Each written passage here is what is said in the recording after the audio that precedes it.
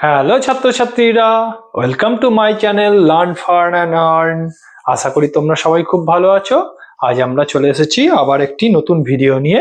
এই ক্লাসে আমরা শিখব অনুপাত এবং সমানুপাত কাকে বলে এবং তাদের বিভিন্ন অনুপাত কিরকম হয় এবং তাদের সংজ্ঞা কি এবং অনুপাতের বিভিন্ন ধর্ম নিয়ে আমরা আলোচনা করব। তো চলো আমরা শুরু করি। অনুপাত এবং সমানুপাত।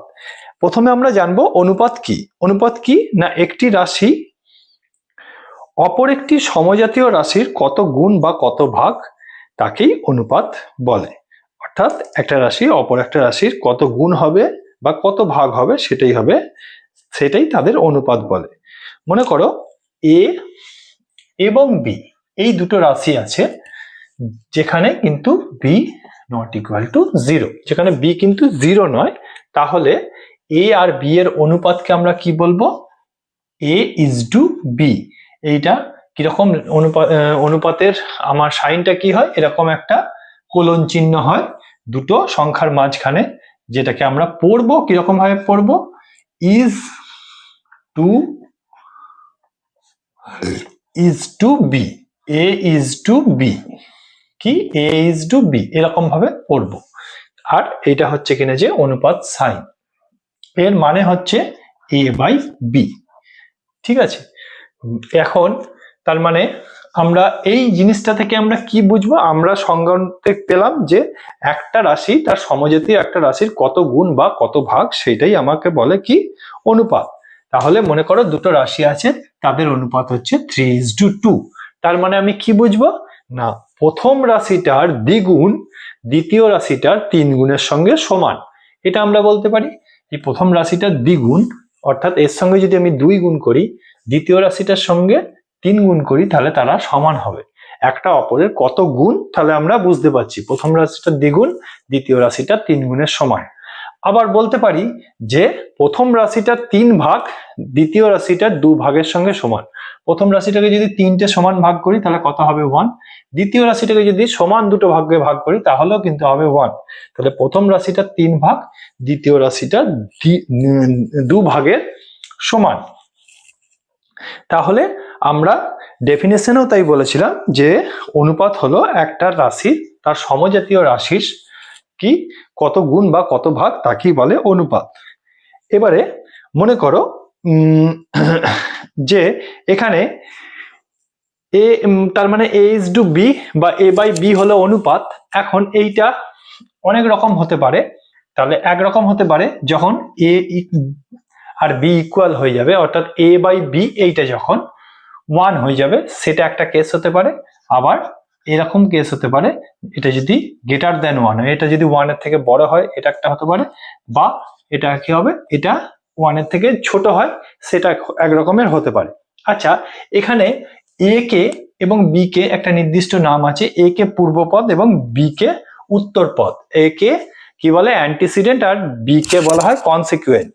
ঠিক আছে, এ কে বলা হয় অ্যান্টিসিডেন্ট আর বি কে বলা হয় কনসিকুয়েন্ট। এটা হচ্ছে যে পূর্বপদ, এটা হচ্ছে উত্তরপদ। শেষে যেটা থাকে সেটা উত্তরপদ, প্রথমে যেটা থাকে সেটা হচ্ছে পূর্বপদ। এখন উত্তরপদ আর পূর্বপদ যদি সমান হয়ে যায়, মানে A by B equal two যদি 1 হয়ে যায়, তখন কি হয় না তখন এই অনুপাতটাকে, এই এ ইজ টু বি এই অনুপাতটাকে বলা হয় সাম্যানুপাত। সাম্যানুপাত বা রেশিও অফ ইকুয়ালিটি, মানে সাম্যানুপাত। তখন এই অনুপাতটাকে বলা হয় সাম্যানুপাত যখন A by B equal to 1। যদি A by B not equal to 1 হয়, যদি A by B not equal to 1 হয়, অর্থাৎ 1 এর সঙ্গে সমান নয়, তখন আমরা বলবো অসাম্যানুপাত বা রেশিও অফ ইনইকুয়ালিটি। এটা হয় ইকুয়ালিটি এবং এটা ইনইকুয়ালিটি। এবারে A by B not equal to 1 হলে কি কি হতে পারে? A by B greater than 1 হতে পারে বা A by B less than 1 হতে পারে। এটা আমি একটু ভুল লিখেছি, বি বাই এ লিখে ফেলেছি। এ বাই বি লেস দেন 1 হতে পারে। এই দুটো কেস হতে পারে। যদি A by B greater than 1 হয়, অর্থাৎ এ এর মান বি এর থেকে বেশি হয়, তাহলে সেই অনুপাতটাকে আমরা কি বলবো?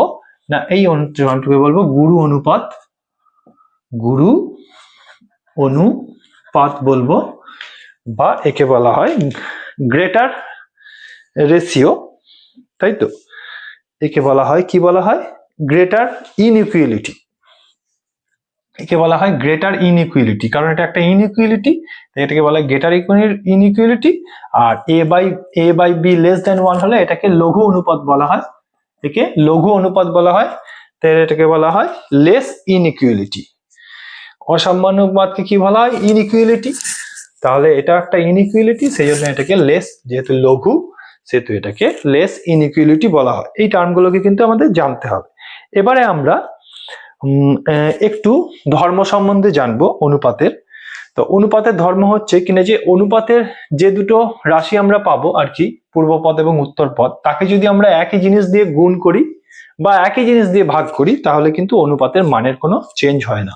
মনে করি একটা সংখ্যা আছে, একটা অনুপাত আছে a:b, তাহলে যদি আমি a কেও k দিয়ে মাল্টিপ্লাই করি আর b কেও k দিয়ে মাল্টিপ্লাই করি তাহলে তাদের অনুপাত যা হবে a:b ও তাই হবে। আবার যদি আমি a কেও k দিয়ে ডিভাইড করি আর b কেও k দিয়ে ডিভাইড করি তাহলেও তাদের অনুপাত যা হবে a:b অনুপাত তাই হবে। কারণ কোনো একটা অনুপাতের পূর্বপদ এবং উত্তরপদকে যদি একই সংখ্যা দিয়ে গুণ করা হয় তাহলেও তার মানের কোনো পরিবর্তন হয় না, যদি একই সংখ্যা দিয়ে ভাগ করা হয় তাহলেও কিন্তু তার মানের কোনো পরিবর্তন হয় না। এটা হলো কিন্তু অনুপাতের একটি ধর্ম। এবারে মনে করি কোনো একটা অনুপাত আছে, সেই অনুপাতের পূর্বপদটা আর উত্তরপদটা যদি ইন্টারচেঞ্জ হয়ে যায়, মানে একে অপরের চেঞ্জ হয়ে যায়, মনে করো a:b ছিল, এখন a চলে গেছে b এর জায়গায় আর b এসে গেছে a এর জায়গায়। এটা এখানে সাইনটা একটু ভুল হলো। মনে করো দুটো অনুপাত হচ্ছে a:b, a চলে গেছে b এর কাছে আর b চলে এসছে a এর জায়গায়, তাহলে যে অনুপাতটা হবে সেটা হচ্ছে b:a। তখন উত্তর পদটা হয়ে যাবে a এবং পূর্বপদ হয়ে যাবে b। তাহলে এই যে উল্টো বা একটা উল্টো ধরনের অনুপাত বেরোলো, এই অনুপাতটাকেই বলবো আমরা ব্যস্ত অনুপাত বা ইনভার্স রেশিও, এবং এইটাকে আমরা কি বলবো? ইনভার্স রেশিও বা ব্যস্ত অনুপাত। তার মানে যে a:b এর ব্যস্ত অনুপাত হচ্ছে b:a, মানে 3:2 এর ব্যস্ত অনুপাত কি হবে? 2:3। তাহলে এইটা কার ব্যস্ত অনুপাত? এর। আবার এইটাও এর ব্যস্ত অনুপাত। তার মানে একে অপরের ব্যস্ত অনুপাত হচ্ছে যদি তারা পূর্বপদ এবং উত্তরপদ স্থান চেঞ্জ করে, অ্যান্টিসিডেন্ট আর কনসিকুয়েন্ট যদি ইন্টারচেঞ্জ হয়ে যায় তাহলে সেটা ব্যস্ত অনুপাত হয়ে যায়। এবারে আমরা জানবো কিনা যে যৌগিক অনুপাত বা মিশ্র অনুপাত কাকে বলে। ঠিক আছে, কম্পাউন্ড রেশিও এবং মিক্সড রেশিও কাকে বলে? যে মিশ্র অনুপাত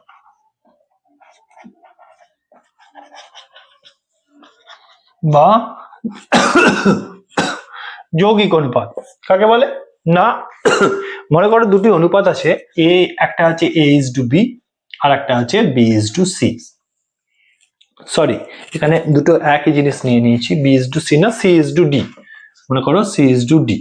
তাহলে এখানে যে উত্তর পদগুলো, যে পূর্ব পদগুলো আছে সেইগুলো গুণ করে যা হবে সেইটাকে যদি আমরা পূর্বপদ করি, সেই গুণফলটাকে, আর যে উত্তর পদগুলো আছে মানে শেষের যে পদগুলো আছে সেইগুলোকে গুণ করে যে গুণফল হবে সেইটাকে যদি আমরা উত্তর পদ করি তাহলে যে অনুপাত হয়, অর্থাৎ a:c:b:d,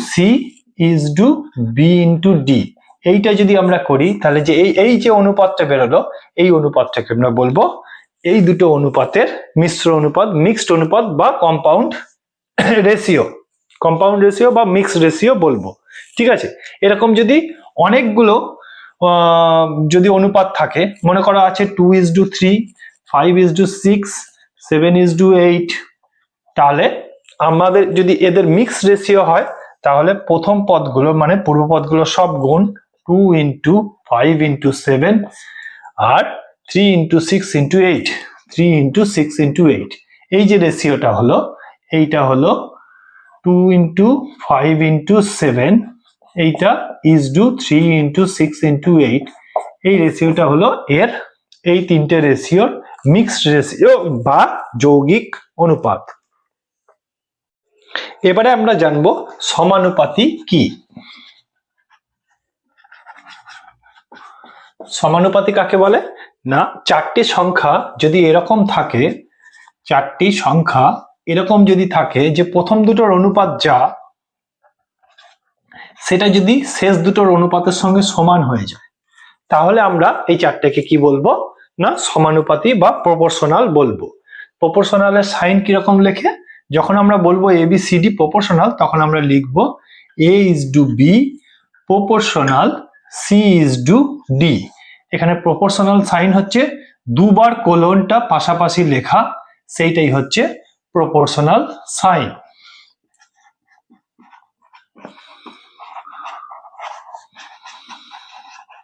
এটা হলো প্রপোর্শনাল সাইন। তাহলে আমরা কি বলি না, চারটে সংখ্যার মধ্যে যদি প্রথম দুটোর অনুপাত শেষ দুটোর অনুপাতের সঙ্গে সমান হয়, তাহলে আমরা বলবো এটা এবিসিডি প্রপোর্শনালে আছে বা সমানুপাতি। এখন বি আর সি কে কি বলা হয় না, মধ্য পদ বা মিন প্রপোর্শনাল বলে, এবং এ আর ডি কে বলা হয় এক্সট্রিম বা প্রান্তীয় পদ, প্রান্তীয় পদ বা এক্সট্রিমস। মাঝখানে বি আর সি কে মধ্যপদ বলা হয়। এখন যদি দুটি সংখ্যা মানে, তাহলে আমরা কি দেখলাম, এ বি সি ডি সমানুপাতি হবে যখন এ ইজ টু বি সমান সি ইজ টু ডি হবে, মানে এ বাই বি সমান সি বাই ডি হবে। তাহলে A by B equal to C by D হলে আমরা বলবো এ বি সি ডি সমানুপাতি। তার মানে এই সমানুপাতি, যদি চারটে সংখ্যা সমানুপাতে থাকে, তাহলে সেই সমানুপাতি থেকে কতগুলো সংজ্ঞা পাওয়া যায় সেটা আমরা এখন দেখব। মনে করো যদি এ বি সি ডি সমানুপাতি হয়, তাহলে আমরা কি লিখব, B by A by B সমান সি বাই ডি। তাহলে বলতে পারছি যে, আচ্ছা এটা একটু জায়গা লাগবে, এটাকে মুছে দিই। যখন এ বি সি ডি সমানুপাতি, তখন আমরা কি বলছি না, এ বাই বি সমান সি বাই ডি।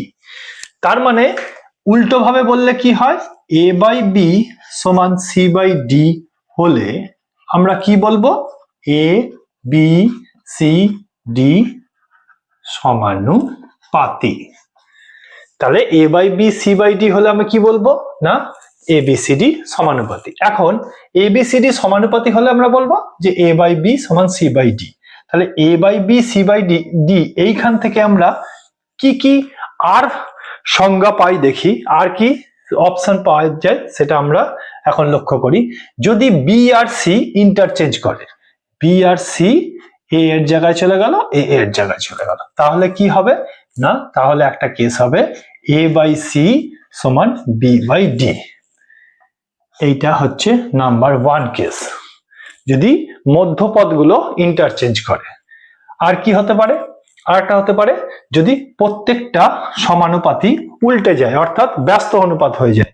এই সমানুপাতটা এ আর বি যদি উল্টে যায়, মানে বি বাই এ, আর এটাও যদি উল্টে যায়, তাহলে তারা সমান হবে। এইটা হবে 2 নম্বর কন্ডিশন, এইটা থেকে পাওয়া গেল।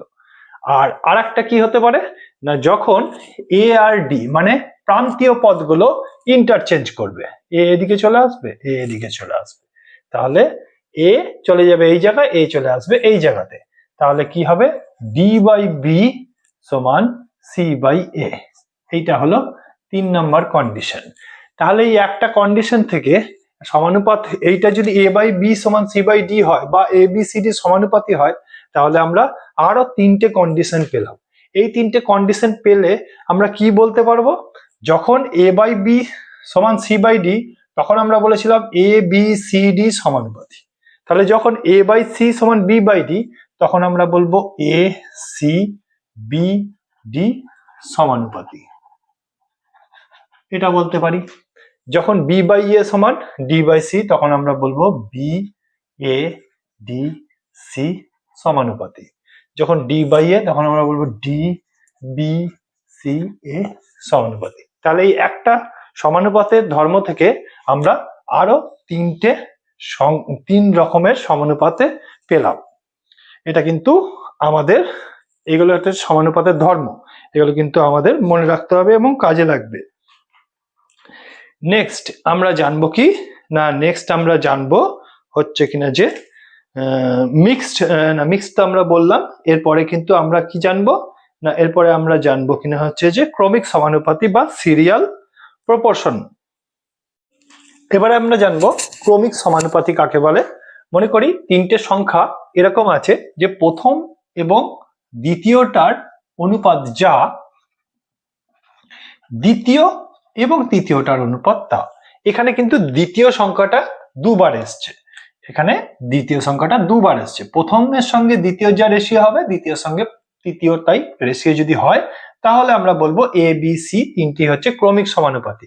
যখন ক্রমিক সমানুপাতি হয় তখন বি স্কয়ার সমান এ সি হয়, অর্থাৎ মাঝের সংখ্যাটাকে বিটাকে বলা হয় মধ্য সমানুপাতি বা মিন প্রপোর্শনাল, তাহলে বি স্কয়ার সমান এসি হয়। তাহলে বি স্কয়ার সমান যদি এসি হয় তাহলেও আমরা বলতে পারি এ বি সি ক্রমিক সমানুপাতি। উল্টো দিকে এ বি সি ক্রমিক সমানুপাতি হলেও আমরা বলতে পারি বি স্কয়ার সমান এসি। আবার 4ac করে দিও না, বি স্কয়ার সমান এসি। এইটাই হচ্ছে কিনা যে ক্রমিক সমানুপাতি। এখন ক্রমিক সমানুপাতিতে এখানে সি কে কিন্তু তৃতীয় পদ বা থার্ড প্রপোর্শন বলে। বোঝা গেছে? এখন আমরা কিছুগুলো প্রক্রিয়া সম্বন্ধে জানবো। প্রথমটা হচ্ছে একান্তর প্রক্রিয়া। প্রথমটা হচ্ছে একান্তর প্রক্রিয়া। এই প্রক্রিয়াগুলো কিন্তু আমাদের খুবই ইম্পর্টেন্ট এবং জানতে হবে। কিরকম না, এ বি সি ডি যদি সমানুপাতি হয়, এ বি সি ডি যদি সমানুপাতি হয়, তাহলে আমরা কি জানি এ বাই বি সমান সি বাই ডি, বা A is to B equal to সমানুপাতি সি ইজ টু ডি, তার মানে এ বাই বি সমান সি ডি।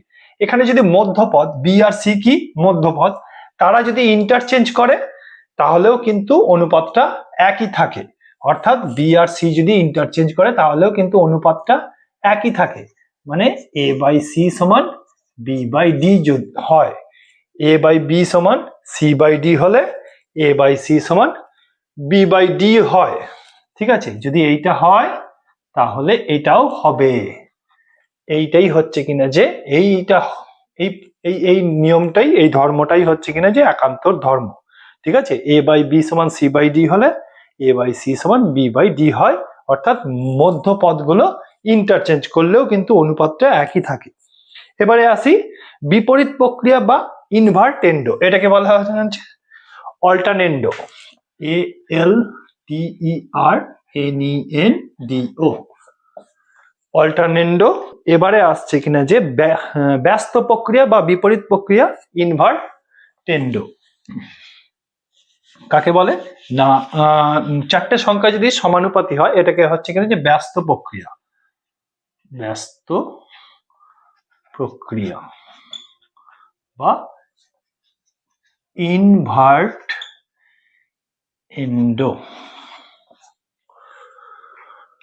এবারে কি ব্যস্ত প্রক্রিয়া কাকে বলে, মনে করো যে চারটি সংখ্যা আছে এ বি সি ডি, যদি সমানুপাত থাকে তাহলে এ বাই বি সমান সি বাই ডি হয়।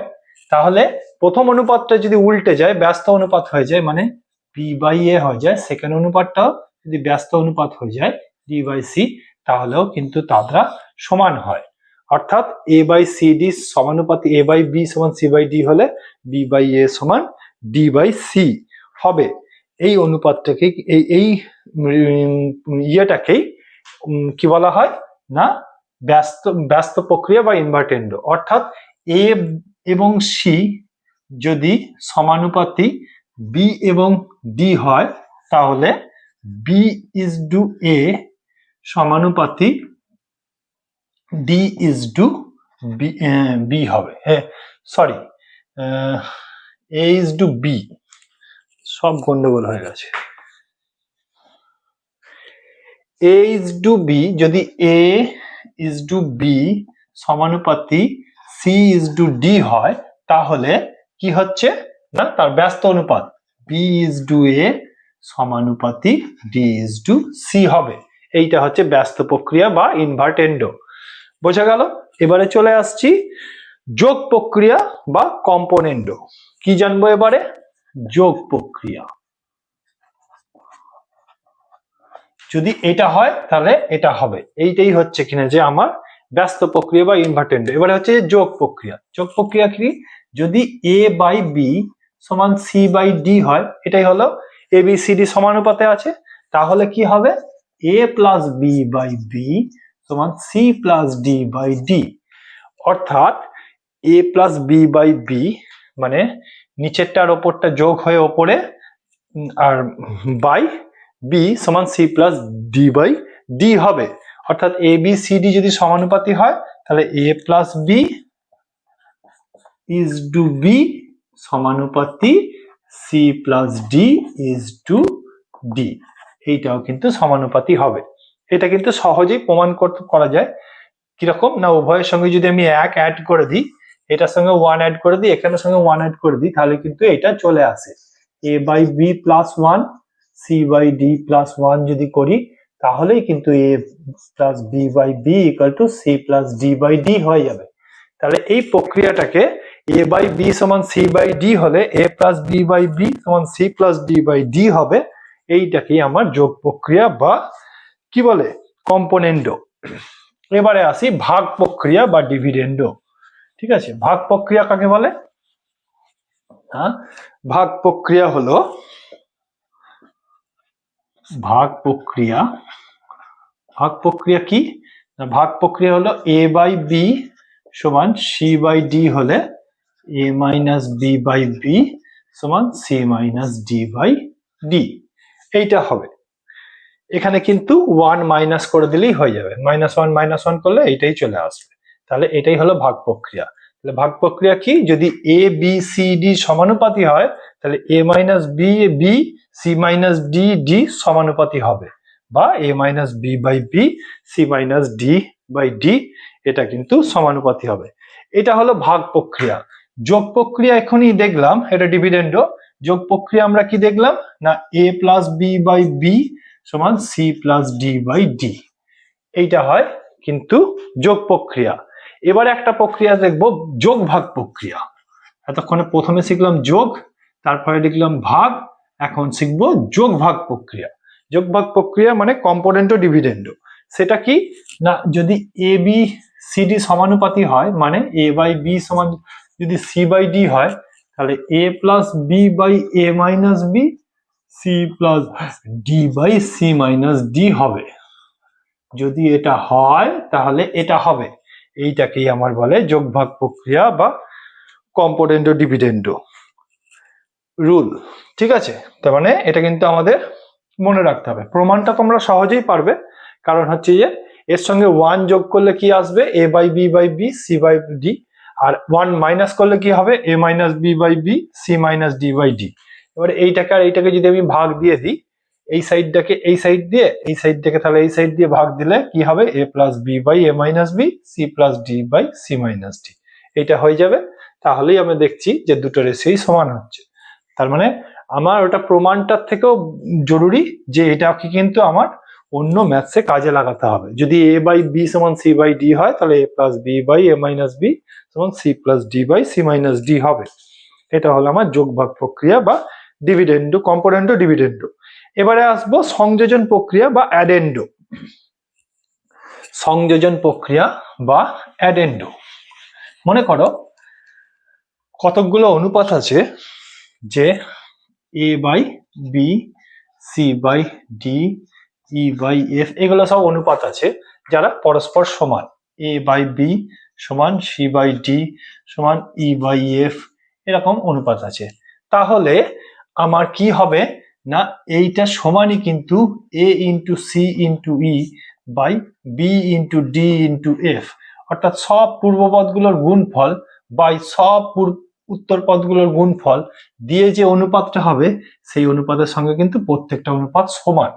এই প্রক্রিয়াটা, এই রুলটাকে আমাকে বলবে সংযোজন বা কি অ্যাডেন্ডো। হ্যাঁ, সেই জন্য এটাকে বলে অ্যাডেন্ডো, সংযোজন। এই প্রক্রিয়াটাকে বলা হয় সংযোজন বা addendo, A D D E N deo.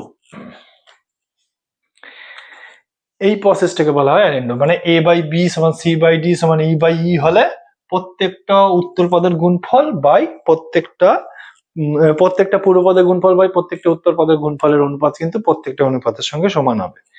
তাহলে আমরা এই চ্যাপ্টারের মোটামুটি সব রুল সম্বন্ধেই মোটামুটি জেনে নিলাম। এবারে আমরা নেক্সট ভিডিওতে আমরা শুরু করব কোষে দেখি 5.1।